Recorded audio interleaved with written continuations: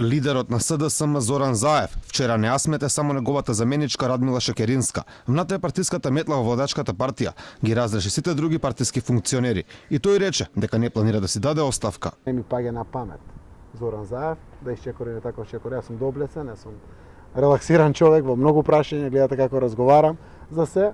Разрешени се 6 подпредседатели на партијата: Оливер Спасовски, Фросина Ременски, Дамјан Манчевски, Петре Шилегов, Мухамед Закири и Благој Бочварски. Сменета е координаторката на форумот на жени на СДСМ Цветанка Ласкова.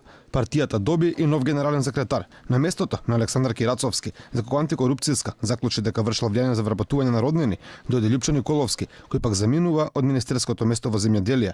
Тој му се заблагодари на Заев за довербата која му била дадена и што е бил негов предлог за новата функција. Се заблагодарувам на членовите на Централниот одбор кој што има длабинска и суштинска, отворена и демократска, секогаш така како што личи за најсериозната политичка партија во државата, дебата преку која што донесовме крупни одлуки кои што се значени за граѓаните на Република Северна Македонија.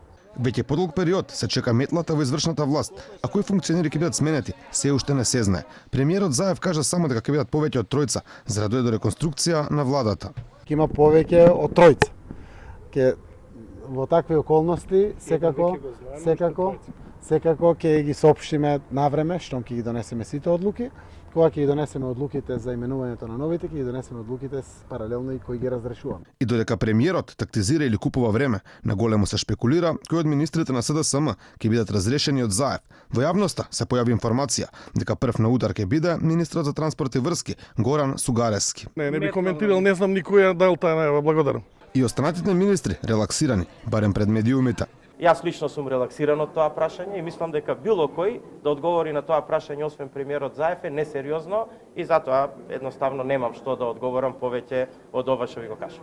Јас очекувам да донесеме одлични одлуки денес на Централниот одбор. Ние сме во функција да ги имплементираме тие програми за развој, да придонесеме за развој на државата, а не да коментираме кој ќе биде исклучен, кој нема да биде исклучен. Пред почетокот на состанокот на Централниот одбор на СДСМ да одговорат на новинарските прашања избегнаа министерот за здравство Венко Филипче, министерката за труд и социјална политика Мила Царовска, како и шефицата во Правда Рената Десковска. Од новинарите избегаа и градоначалникот на аеродром Златко Марин и претеничката Мира Стојчевска.